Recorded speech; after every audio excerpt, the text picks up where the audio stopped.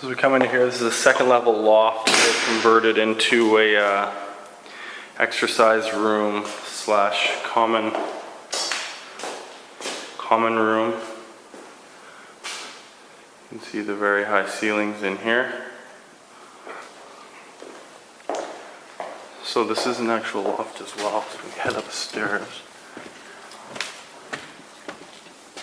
Little library-esque room.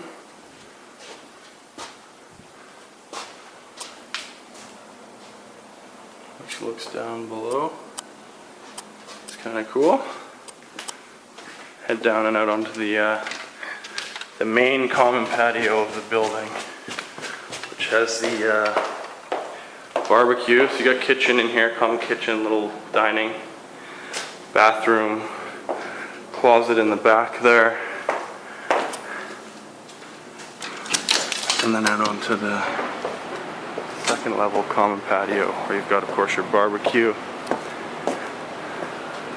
some lounge chairs, and a bit more open space along the back. So we're on the lane now behind me. These plants up there are the fifth floor common area on the south side of the building and up.